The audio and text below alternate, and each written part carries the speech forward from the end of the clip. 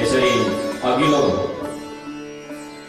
कार्यक्रमको निम्ति यस सञ्चालन गर्नको निम्ति हाम्रा श्रीकृष्ण प्रणामी बाइदिराज सङ्घका बहिनी सचिवा गीता छेत्रीजीलाई म यहाँ मञ्चमा निम्ताउँदछु। बोलो श्री प्राणनाथ प्यारे की जय। सर्वप्रथम अहिलेसम्म यसरी सुचारू रूपमा हाम्रो कार्यक्रम सञ्चालन गरिदिनु भएकोमा आदरणीय श्री सुरेश सुब्बाज्यूलाई बाइदिराज सङ्घ रम्य विभाग हार्दिक उहाँलाई नमन जनाउँदछौँ। र अब हाम्रो कार्यक्रम यसरी सानो रूपमा रहेको हुँदाखेरि कार्यक्रमको अघिल्लो चरणमा आज हामी परम पूज्य गुरुजी 108 मङ्गलदास महाराजको 126औं जन्म जयन्ती मनाउन लागिरहेको छौँ र उहाँको विषयमा उहाँको जीवनी लिएर केही शब्द राखिदिनु हुन म आदरणीय साथी मुन्ना तामाङलाई यहाँ अगाडि आए आफ्नो कार्यक्रम प्रस्तुत गरिदिनु हुन म सबैले अनुरोध गर्दछु। गुरु ब्रह्मा गुरु विष्णु गुरुदेव महेश्वर गुरु साक्षात् परब्रह्म तस्मै श्री गुरुवे नमः। गुरु साक्षात् परब्रह्म तस्मै श्री गुरुवे नमः। सिंहासनमा विराजमान श्री राजश्यामजी अनि सम्पूर्ण सुन्दर साथीको हृदयमा विराजमान श्री 108 मङ्गलदासजी महाराजजी अनि मेरो पूज्य गुरुजी श्री राजप्रसाद ढुङ्गेलज्यू उहाँको सुस्वास्थ्य अनि दीर्घायुको कामना गर्दै आज यस जन्म जयन्ती महोत्सवमा उपस्थित हुनुभएका आदरणीय दाई सेलपुर सिटुङबाट आउनुभएको अरुण खवासज्यू साथै रेसेप मन्दिरबाट पाल्नुहुने सञ्चालन समितिका दाजुहरू अनिल छेत्रीज्यू सुदेश छेत्रीज्यू साथै सञ्चालन समितिका सेक्रेटरी महोदय पुष्पलाल छेत्रीज्यू अनि बुजुर्ग सुन्दर साथ श्रीमान पीएस छेत्री बीबी मिश्रज्यू अनि स्मृति चिन्हको निम्ति आउनुहुने नानीहरू अनि सम्पूर्ण धर्म अनुरागी सद्धर्म प्रेम सुन्दर साथजी हजुरहरूको चरण कमलमा म कोटि कोटि प्रेम प्रणाम टक्राउँदछु। प्रणाम। र आज म यहाँ विशेष एउटा सानो कार्यक्रम लिएर उभिएको छु। त्यो के हो भने गुरुजीको जीवनी। र आज जुन उद्देश्यले हामी यहाँ भेला भएको छौँ त्यो हो गुरुजीको जन्म जयन्ती। कति जन्म जयन्ती भन्दा 126वां जन्म जयन्ती। र हामीले जयकारा लाएर मात्रै हुँदैन, भजन गाएर मात्रै हुँदैन, प्रसाद खाएर मात्रै हुँदैन, भेला भएर मात्रै हुँदैन, खास कुरो केही सुन्नै पर्छ। तर म पनि धर्ममा नयाँ नयाँ नै हो, साह्रै भित्र डुबिहालेको पनि छुइनँ र मैले यहाँनिर गुरुजीको जीवनी भन्नु एउटा सूर्यको सामने एउटा सानो मोमबत्ती बाल्नु बराबर हो। र जीवनी भन्दै जाँदा कतिपय भुल हुनु जाला। तपाईहरू यो विषयमा म भन्दा धेरै विज्ञ हुनुहुन्छ र भुल भए म यहाँहरूलाई अघिबाटै क्षमा माग्दछु। र विशेष गरेर गुरुजीको जन्म विक्रम सम्वत 1953 अथवा अङ्ग्रेजी महिनामा हो भने 18 अक्टोबर 1896 अर्थात् नानीहरूले नेपाली अलिक बुझ्दैनन् होला जस्तो लाग्दैछ। 1896 18 अक्टोबरमा भएको हो। तर आज त 17 अक्टोबर हो भन्नुहुन्छ होला। तर यो तिथिको हिसाबले गर्दा अघिल्लो दिन परेको यहाँ जन्म आयो। अनि गुरुजीको माताको नाम नर्बदाबाई अनि पिताजीको नाम कल्याण दासजी हुनुहुन्थेछ। अनि उहाँको जन्म इलामको मेलगोटे इलाम जिल्लाको मेलगोटेमा भएको हामी पाउँछौँ र 2 वर्ष अगाडि हामी त्यहाँ गएर दर्शन पनि गरिसकेका छौँ। र गुरुजीको बाल्यकाल अलिकति भन्नुपर्दाखेरि गुरुजी पहिला नेपालमा बस्नुहुन्थ्यो। उहाँको भाइ जगन्नाथजी थियो। अनि बिस्तार साथ गुरुजी 4 जना परिवार नेपालबाट आसाम जानुहुन्छ। अनि गुरुजीले 2 वर्षको उमेरमा नै तारतम मन्त्र प्राप्त गर्नुभएको हुँदछ अनि उहाँको गुरुजीको नाम पिताम्बर दासजी महाराज थियो। र हामीले यहाँनिर के याद गर्नु पर्दो रहेछ भन्दा जब हामी तारतम मन्त्र लिन्छौँ कण्ठी धारण गर्छौँ त्यति बेला गुरुजीको नाम एकदमै रटेर राखेको हुनुपर्दछ।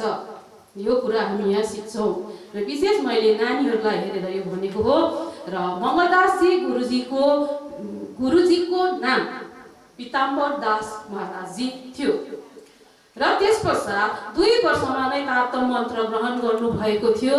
त्यस पश्चात उहाँहरू आसाम जानुहुन्छ अनि आसाम गएपछि लगभग गुरुजी जब 4 वर्षको पुग्नुहुन्छ त्यति बेला नै उहाँको पिताजी कल्याण दासजीको धाम गमन हुँदछ र पिताको मृत्युपछि पिताको धाम गमन भएपछि त्यस परिवारमा दुःख आइपर्छ। हुन पनि घरको गार्जियन नहुँदा कतिको दुःख हुन्छ त्यो पनि त्यति बेलाको समयमा अति नै परिवारमा दुःख हुँदछ। माता विधुवी हुनुहुन्छ, परिवारमा एकदमै दुःख पर्छ। त्यही हो है, खानु लाउनु सबै कुरो दुःख हुन्छ र गुरुजी स्कुल पढ्नु पाउनु भएन। त्यति बेलाको समयमा स्कुल त पढ्नु पाउनु भएन, कलेजको त झन् कुनै कुरै थिएन।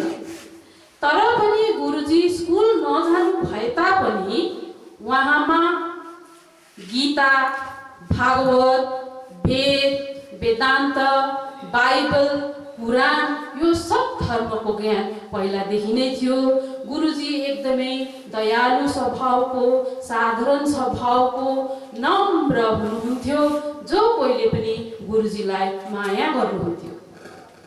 र परिवारमा एकदमै दुःख आइपर्दा नर्मदा माताजीले 2 नानीहरूलाई एकदमै दुःखसँग पालन पोषण गर्नुहुन्छ अनि परिवारको गार्जियन नहुँदाखेरि त्यो जुन दुःख थियो माता रात दिन हुनुहुन्छ र माता रोएको देख्दा, माताको आँसु देख्दा, जुन हामी गुरुजीको कुरा गर्दैछौँ, मङ्गलदासजी महाराजजीले मातालाई एक दिन भन्नुहुन्छ, आमा तपाईँ नरुनुहोस्, कुनै दिन म तपाईँलाई दरबारमा राख्नेछु भनेर भन्नुहुन्छ। त्यस पश्चात नानीको, त्यति बेला त गुरुजी सानै हुनुहुन्थ्यो, 4 वर्षको उमेर, र नानीको यस्तो कुरा सुनेर माता खुसी हुनुहुन्छ। अनि माता चाहिँ कस्तो हुनुहुन्थ्यो अरे भन्दा एकदमै करुणामयी माता, दयालु माता। बिहान उठेर स्नान गरिसकेपछि तारतम सागर पाठ गरेर मात्रै मुखमा पानी हाल्नुहुन्थ्यो, नानीहरूलाई एकदमै हेरचाह गर्नुहुन्थ्यो। त्यस बेलाको माता त्यस्तो हुनुहुन्थ्यो, लक्ष्मी स्वरूप हुनुहुन्थ्यो।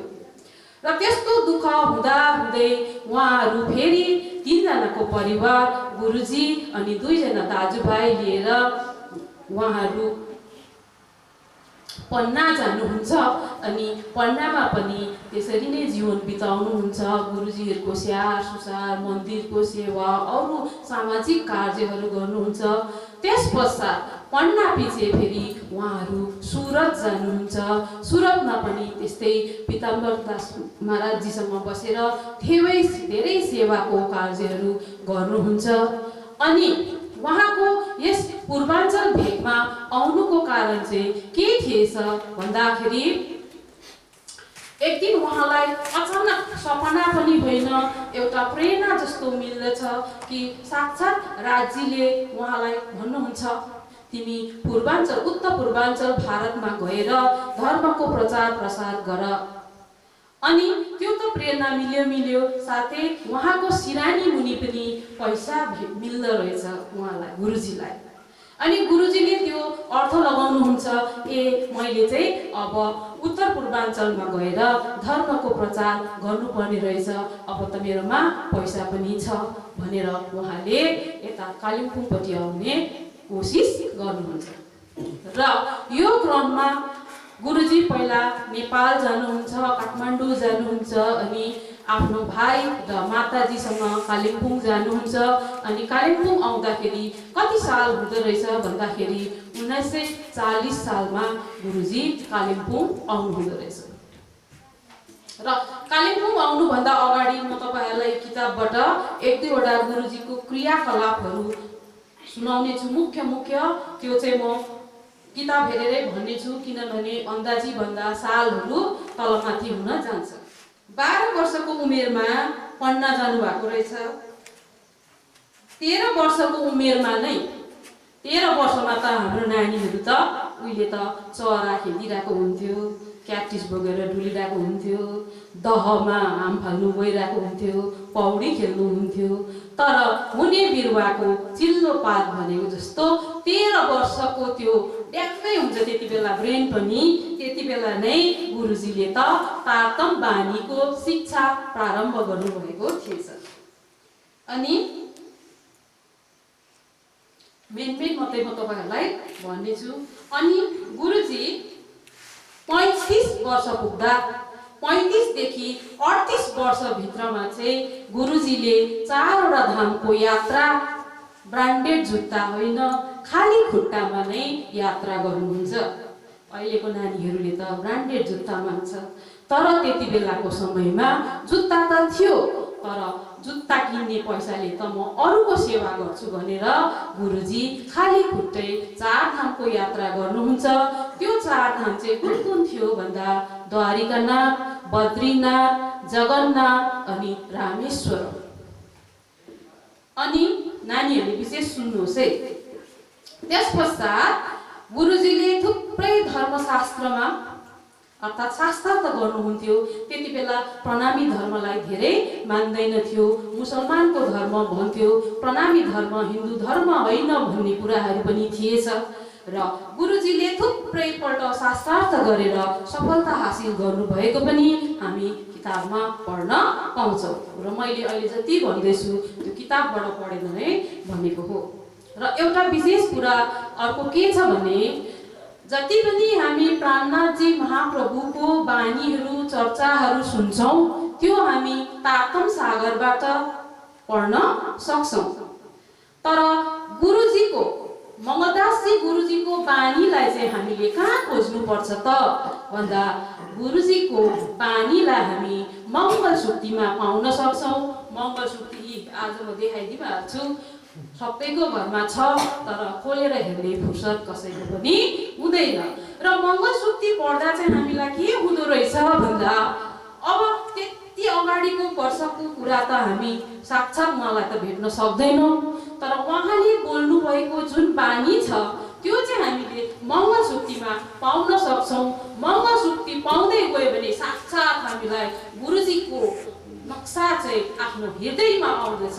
र त्यसैले नानी हो आजको युगमा अलिकति भए पनि टाइम निकालेर हामीले मङ्गलसूक्ति पढ्नु पर्दछ। र गुरुजीको 2टा मङ्गलसूक्ति म यहाँ भन्छु। एउटा हो कृष्ण ही प्रेम है और प्रेम ही कृष्ण है, अर्थात् सबैलाई प्रेम गर्नुपर्छ। यो अहिले म अलिक बिस्तारै भन्छु। अनि अर्को चाहिँ हो पोजिसन भी एक प्रकार की पोइजन ही है। यो चाहिँ आज चाहिँ एकदमै लागु हुँदैछ, किनभने हामी उच्च पदमा छौँ भने सानो हुनु मान्दैनौँ। त्यसै कारण पोजिसनले मान्छेलाई बिगार्छ। यो चाहिँ 2टा चाहिँ मलाई खुबै मनपर्छ। अनि प्रेम त हामी जान्दछौँ, सबैलाई प्रेम गर्छौँ, मान्छेलाई पनि गर्छौँ, तर बाहिरबाट हेर्दा ब्युटिफुल र ह्यान्डसम देख्नेलाई प्रेम गर्नु हुँदैन। चाहे त्यो कुरूप होस्, चाहे त्यो जस्तो सुकै होस्, चाहे त्यो बाङ्गो टेढो जेसुकै होस्, तर उसको हृदय हेरेर हामीले प्रेम गर्नु पर्दछ। फेरि मान्छेलाई मात्रै हामी प्रेम गर्दैनौँ, अनेक प्राणीलाई पनि हामीले प्रेम गर्नु पर्दछ। राम्रो राम्रो देख्ने र सुन्दरी देख्नेलाई मात्रै प्रेम गर्नु कहिले पनि हुँदैन, किनभने अहिलेको नानीहरूले के गर्दछ ब्युटिफुल र ह्यान्डसम छ भने एकदम मन पराइहाल्छ, तर भित्र उसको हृदय के छ त्यो जान्ने कोसिस गर्दैन। र अब आउँ कालिम्पोङमा गुरुजीको प्रवेश 1940 सालमा। र गुरुजी कालिम्पोङ पनि अब त्यो कुनै प्लेनबाट त आउनु भएन नै, अवश्य खाली भएर आउनुभयो। अनि तपस्या पनि गुरुजीले कतिपल्ट गर्नुभयो, त्यो पनि खाली भएर हिँडेर तपस्या गर्नुभयो। र अब त्यसरी अहिलेको जस्तो एडभान्स टाउनहरू थिएन त्यति बेलाको समयमा। त्यो कल्पना गर्नुहोस् हामी त्यो समयमा जाँदैछौँ र त्यति बेला गुरुजी रित्तो पैर हिँड्दाखेरि खुट्टामा कति चोट लाग्थ्यो, छालाको खुट्टाको छाला उध्रिन्थ्यो, काँडाले घोस्थ्यो। त्यति मात्रै होइन, जङ्गलमा हिंसक जानवरहरूसँग पनि उहाँको भेट हुन्थ्यो। तर उहाँ त सानैदेखि एकदमै साहसी निडर हुनुहुन्थ्यो। त्यो हिंसक पशुसँग पनि उहाँ कहिले डराउनु हुँदैन थियो। र अवश्य नै उहाँ कालिम्पोङ पनि खाली पैर नै आउनुभयो र सर्वप्रथम कालिम्पोङमा उहाँ कहाँ बस्नुभयो त भन्दा उहाँ इच्छेमा बस्नुभयो। अनि इच्छेको मन्दिर जुन छ, अहिले हामी इच्छेको मन्दिर भन्छौँ, त्यो मन्दिरको जीर्णोद्धार गर्नुभयो। त्यस पश्चात उहाँले जुन हामी बजारमा कालिम्पोङ बजारमा जुन मन्दिर छ त्यो मन्दिरमा चन्दा नउठाइकन आफै पैसाले, थोरै पैसाले जमिन किन्नुभयो। अनि जमिन किन्दा त्यहाँका अलिअलि मानिसहरूले उहाँलाई सघाए। अनि त्यसो हुँदाखेरि बिस्तारै साथ त्यो कालिम्पोङ मन्दिर खडा भयो। अनि कालिम्पोङ मन्दिर खडा भएपछि उहाँका मानिसहरूले गुरुजीलाई देखेर, त्यति बेला गुरुजी युवा हुनुहुन्थ्यो, अनि युवा सन्त एकदम दारी जुङ्गा भएको है, हष्टपुष्ट। अब युवा हुँदा त त्यसै राम्रो हुन्छ। फेरि मिठो बोल्ने मृदुभाषी युवा सन्तलाई सबैले मन पराउनुहुन्छ। अनि त्यो बजार मन्दिरमा गुरुजीले बिहान बेलुका सेवा पूजा गर्नुहुन्छ, कथा प्रवचन गर्नुहुन्छ, बानी चर्चा गर्नुहुन्छ। त्यसो हुँदा मान्छेले कुरा सुन्दै जान्छ, बुझ्दै जान्छ, मान्छे बढ्दै बढ्दै बढ्दै गयो। अनि त्यहाँको बिहारी समाज, नेपाली समाज, मारवाडी समाज, यी सबै समाजका मान्छेहरू गुरुजीको शरणमा पर्न थाले। अनि बिस्तारै साथ त्यो मन्दिर ठुलो हुँदै गयो। त्यस पश्चात मङ्गलधाम जुन छ त्यहाँ पनि गुरुजीले नै मन्दिर स्थापना गर्नुभएको। अनि मङ्गलधाममा पनि त्यसरी नै कथा चर्चा, पानी चर्चा गर्नुभयो। अनि जुन बजार मन्दिर थियो त्यो बजार मन्दिरको एउटा कुनामा चाहिँ गुरुजीले के गर्नुभएछ त भन्दा, हामी त क्वालिफिकेसनै छैन भने के गर्छौँ, गर्दैनौँ नि। तर गुरुजीमा त आध्यात्मिक ज्ञान थियो। उहाँको साहस हेर्नुहोस्, एउटा सानो रुममा 2-3 जना कन्या नानीहरूलाई लिएर उहाँले पढाउनु थाल्नुभयो। र कसरी पढाउनु थाल्नु भएछ भन्दा, उहाँमा त स्कुलको ज्ञान त थिएन, त्यो नर्सरी, त्यो टडलर्सहरू त थिएन। त्यति बेला गुरुजीले के शिक्षा दिनुभयो भन्दाखेरि, गुरुजीले भारतीय संस्कृति अनि आध्यात्मिक शिक्षा ती कन्या नानीहरूलाई दिनुभयो। अनि 2-4 जनाको हुल, त्यस्तै अहिलेको जस्तै त्यो 2-4 जनाले गएर अरू 2-4 जनालाई भन्छन्, अझै बढ्दै जान्छ बढ्दै जान्छ। भरे त्यहाँनिर त्यो बजार मन्दिरको त्यो कक्षामा त थुप्रै कन्या नानीहरू पढ्नको लागि आउन थाल्यो। अनि गुरुजीले सोच्नुभयो, अब त म यो रुममा त यतिजना नानीहरूलाई पढाउन सक्दिनँ, मैले पाठशाला खोल्नुपर्छ भनेर गुरुजीले जुन प्रणामी बालिका विद्या मन्दिर छ त्यो स्कुल, त्यो पाठशाला गुरुजीले आफै पैसाले जग्गा किनेर त्यो मन्दिरको स्थापना पनि गर्नुभएको। र अहिले हामी त्यो पाठशाला अति नै राम्रो देख्न पाउँछौँ। र कस्तो हो भने, हामी त यहाँ काम गराउँछौँ अरूलाई, आफू चाहिँ ठ्यास्स बस्छौँ, त्यो हाम्रो आदत हो।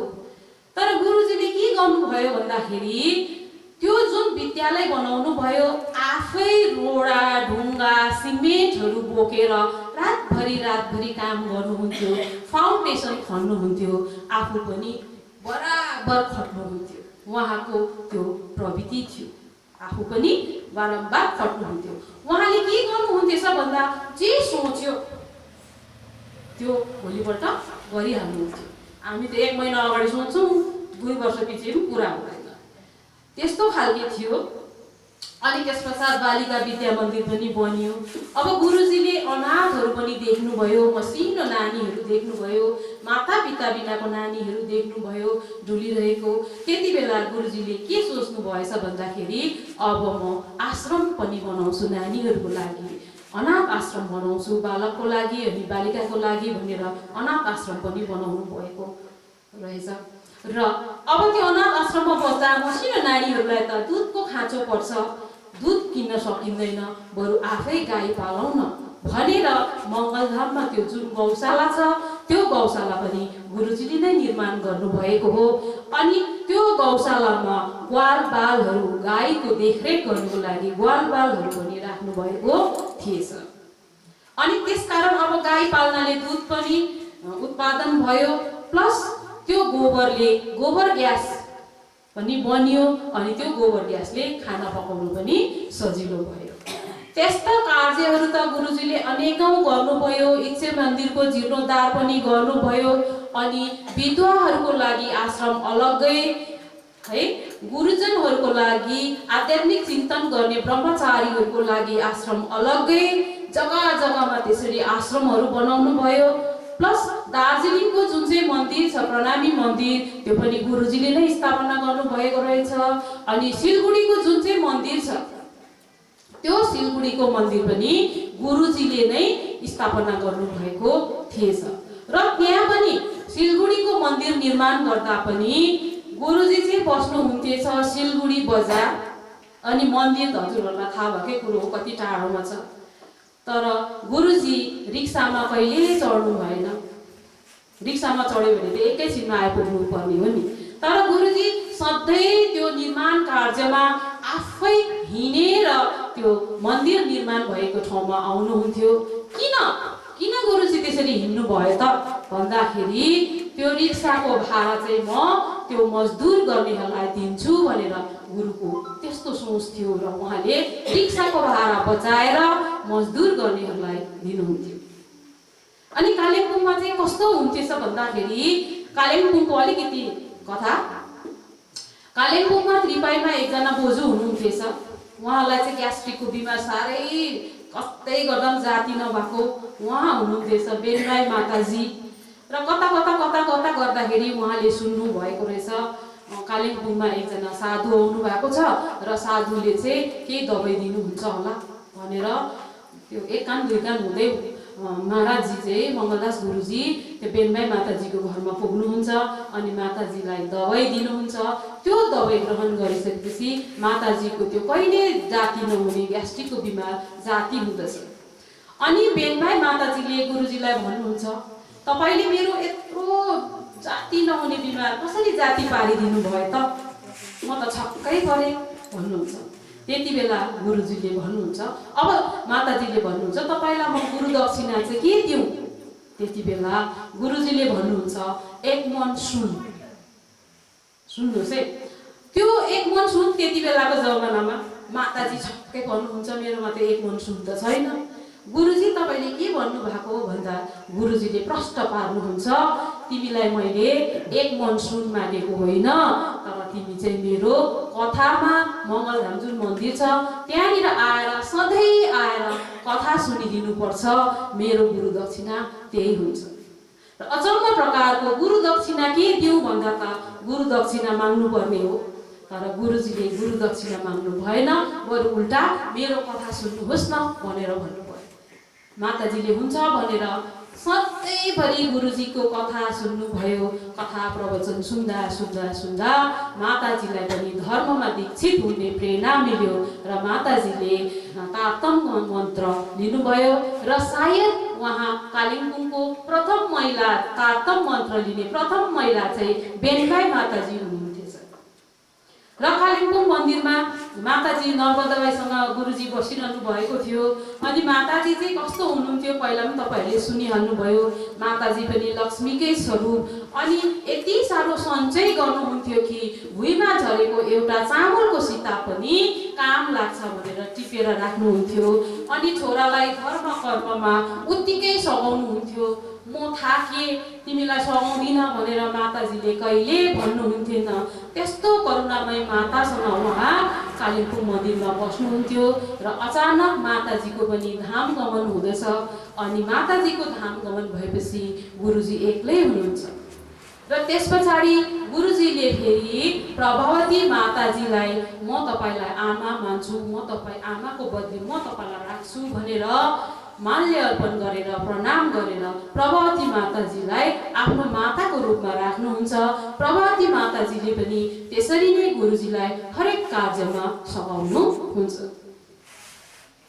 र त्यस पछाडि त्यो सिलगढीको मन्दिर पनि गुरुजीले बनाउनु भएको, इटहरीको जुन हामी मन्दिर सुन्छौँ मुक्तिधाम इटहरीको जो अहिले नयाँ बनिएको छ, हजुरहरूले दर्शन गर्नुभयो होला, र त्यो मन्दिर पनि गुरुजीले नै स्थापना गर्नुभएको, अरू बर्मेक सिक्किमको मन्दिर पनि गुरुजीले नै स्थापना गर्नुभएको, अरू जयगाउँको मन्दिर पनि गुरुजीले नै उद्घाटन गर्नुभएको। त्यो बाहेक गुरुजीले भोजन चाहिँ के लिनुहुन्थेछ भन्दा 20 वर्षको उमेरमा नै गुरुजीले नुन छोड्नु भएको। हामी त नुन छैन भने त चटपटा खाने बानी छ है, नुन छोड्नु भएछ 20 वर्षको उमेरमा। अनि के खानुहुन्थ्यो गुरुजीले भन्दा दुबोको उखालेर जराको रस। हामी त दुबो खानु भ्याउँदैनौँ, हेर्नु भ्याउँछौँ, दुबो त अहिले त नानीहरूले त चिन्दैन पनि।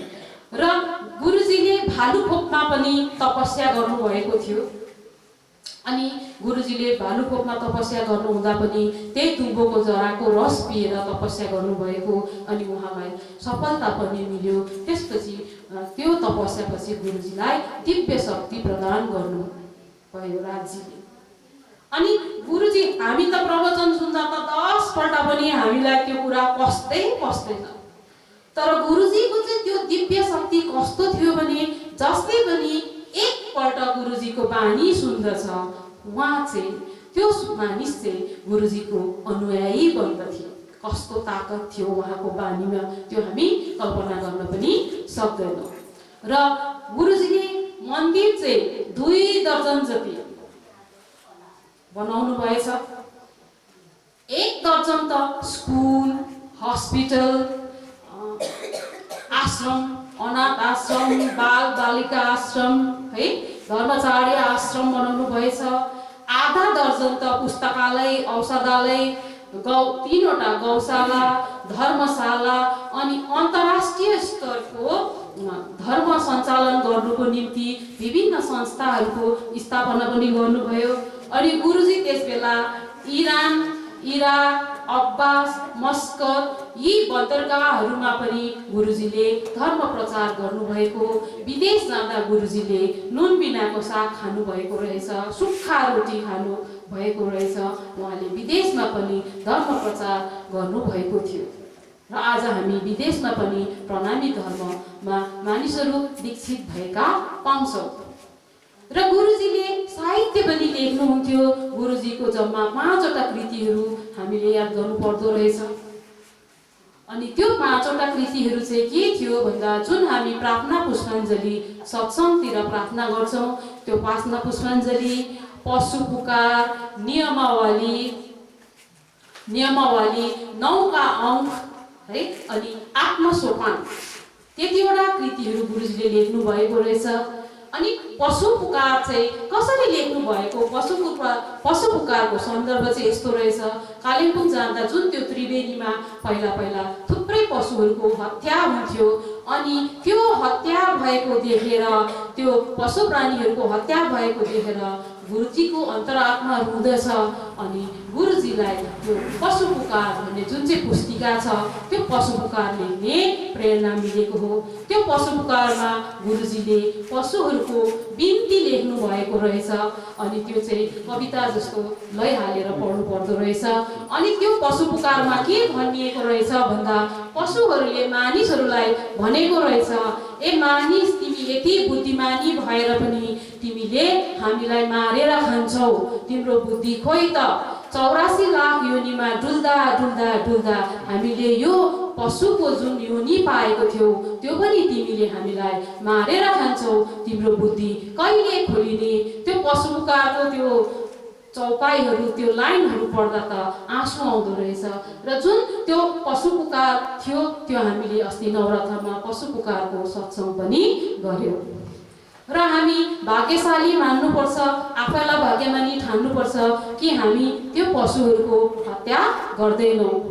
त्यो पशुको हत्या गर्नु भनेको कस्तो हो भन्दाखेरि सानोमा चाहिँ त्यसलाई माया गर्छौँ, खुवाउँछौँ, पिलाउँछौँ, अनि ठुलो भएर चाहिँ त्यसलाई नै मार्छौँ। त्यो त अनुचित होइन, त्यो मानव कार्य होइन। त्यो हिसाबले गुरुजीले पशु पुकारमा त्यो लेख्नु भएको रहेछ। अनि गुरुजीले यस्तो महान कार्य गर्नुभयो। एउटा युग पुरुष हुनुहुन्थ्यो उहाँ एक महान महान सन्त हुनुहुन्थ्यो। तरै पनि उहाँको नाम त अब यति बिघ्न कार्य गर्नु भएको छ कि यहाँ भनेर भन्नै सकिँदैन। तर पनि उहाँको मूल्याङ्कन चाहिँ ठिकसँग हुनु भएको जस्तो मलाई लाग्दैन। सबैको विचार त्यही हो।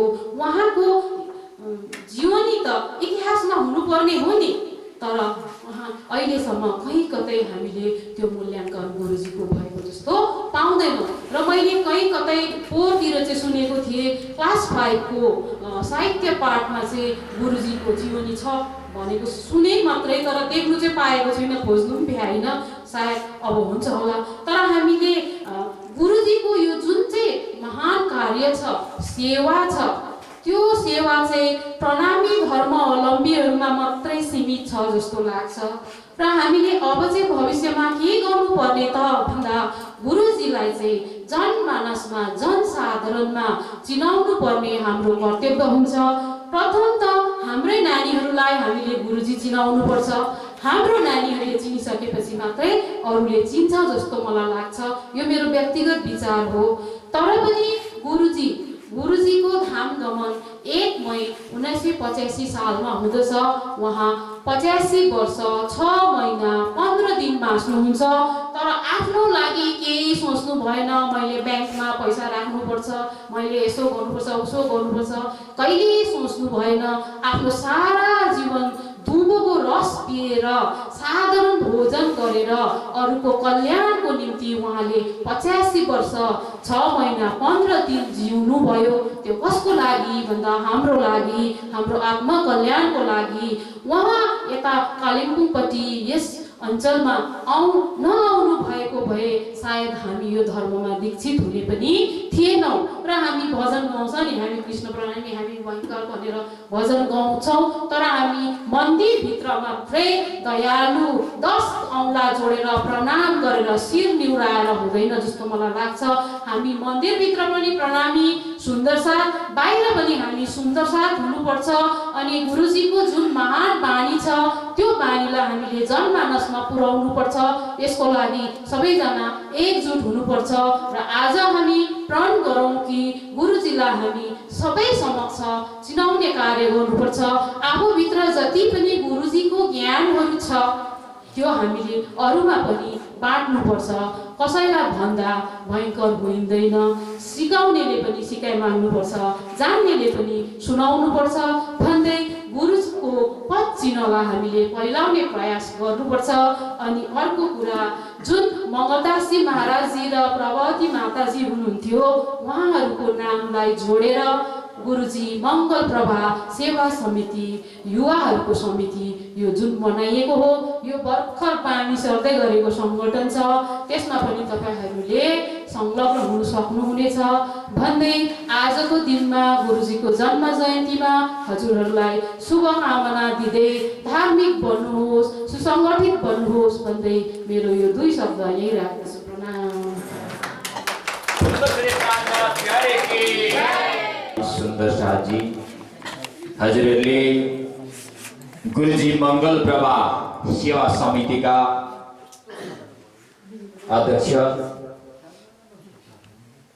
मुन्ना तामाङबाट गुरुजीको संक्षिप्त जीवनी श्रवण गर्न पाउनुभयो, सुन्न पाउनु। गुरुजी को हुनुहुँदो रहेछ, गुरुजी कहाँबाट जन्म भएर कहाँ पुगेर अनि कहाँ आएर उहाँले आत्मा उद्धार गर्नुहुँदछ, सबको उद्धार गर्नुहुँदछ भन्ने हामीले जान्न पायौँ। साँच्चै नै गुरुजी महामती प्राणनाथजी पन्ना धामसम्म मात्र आएर उहाँको धाम गमन भएको थियो। त्यसपश्चात गुरुजी मङ्गलदासजी महाराजजी नै प्राणनाथजीको आत्मशक्ति स्वरूप उहाँको गुरुजीभित्र नै समावेश भएर यहाँ गुरुजीबाट नै हामीले आज यो प्रणामी धर्ममा दीक्षित बनेर यहाँसम्म आइपुग्ने एउटा पशुबाट मानव बन्न सक्यौँ। गुरुजीले नै यो बाटो देखाइदिनु भयो, गुरुजीले नै बनाइदिनु भएको हो। यसले गर्दै गुरुजीले के भन्नुभएको छ भन्दा हजुरहरूको छोटो समय लिन चाहन्छु। अलिकति एउटा सुक्ति लोक चरण की पूजा करते हैं। चरण का अर्थ होता है आचरण, इसलिए आचरण की पूजा करो। के भन्नुभएको छ गुरुजीले? सोच्नुहोस्, हामी चाहिँ चरणको पूजा गर्छौँ। कसको पूजा गर्छौँ? चरणको पूजा। जसलाई पनि खुट्टामै ढोक्छौँ त, गुरुलाई भयो नि, आमा बाउलाई, माता पिता, जसलाई भए पनि। तर गुरुजी के भन्नुहुन्छ? लोक चरण की पूजा करते हैं। चरणको अर्थ हुन्छ अरे आचरण, जसको चाहिँ आचरण शुद्ध छ, सठिक छ, त्यसको पूजा गर। चरण का अर्थ हो आचरण, इसलिए आचरण की पूजा करो। हामीले उहाँको स्वभावलाई, उहाँको जुन सेवा छ, निष्ठालाई हामीले पूजा गर्नुपर्छ भनेको छ। अनि हामी धर्ममा दृढ भएर धर्मले निषेध गरेको जुन कुरो छ, पिना तम्बाकु छोड दो माछ मछली सब भनेको छ नि हामीलाई। के हामीले सेवन गर्नु, धर्मले निषेध गरेको कुरो। पहिला त पिउनु तम्बाकु छोड्दै भनेको छ, तर हामीमा त्यो लत लागिरहेछ। यो कुरो पनि हामीले छोडेर गुरुजीको जुन पछिनालाई अपनाएर लैजाउँ। हामीले आजदेखि सङ्कल्प गरौँ, हामीमा एक एकवटा दुर्गुण हुन्छ, त्यसलाई परित्याग गर्नुपर्छ। आएर हामीले म मैला फ्याँक्ने ढुवाङ हो, मलाई नराम्रो कुरो देऊ, तिमीहरू पवित्र भएर जाऊ भनेर भन्नुभएको छ। यसले गर्दाखेरि हजुरलाई यो दुईटा सुक्ति राखे। यसले गर्दा हामीले जीवनलाई अघि बढाएर लैजाउँ, गुरुमय मङ्गलमय बनाएर लैजाउँ भन्ने म हजुरलाई प्रार्थना टक्राउँदछु। अनि अब हाम्रो दुईवटा मात्र कार्यक्रम रहेको छ। अब हामी यहाँनिर अगाडि गुरुजीको 126वां जन्म उत्सव मनाउन लागिरहेछौँ। अहिलेको युगमा हुनु त केक हामीले अगाडि राखेको छ, केक काटेर यो जन्म उत्सव नबनाउनु भन्छ त। तर एउटा आकर्षण गर्नु लागि नानीहरूलाई हामीले के गर्नु भन्दा एउटा प्रसादिक रूपमा पाउँछौँ। यसको निम्ति हामी यहाँनिर केक अगाडि राखेको छ।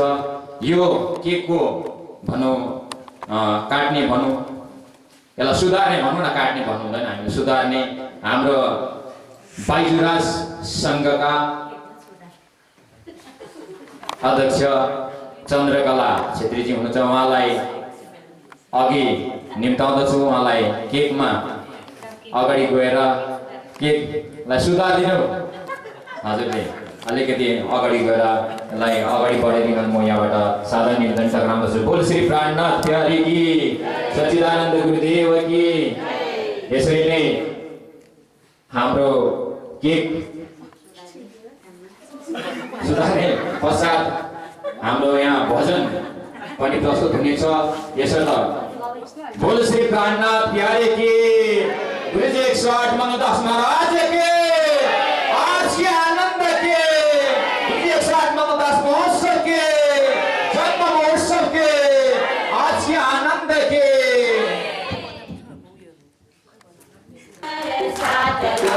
सुंदर सा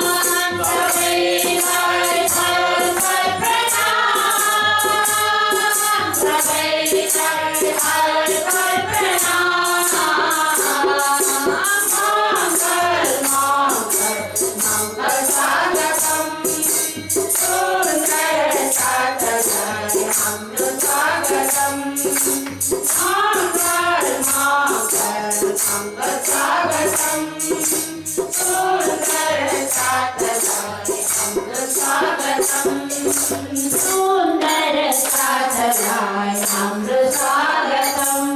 सच्चिदानन्द गुरुदेव की जय। कृष्ण कन्हैया लाल की गाउँ निवास की यसरी गुरुजीको मंगल मंगल स्वागतम। सुन्दर साथलाई हाम्रो स्वागतम। भजन पश्चात हाम्रो अब जुन 10औं श्रेणी अनि 12 श्रेणीमा उत्कृष्ट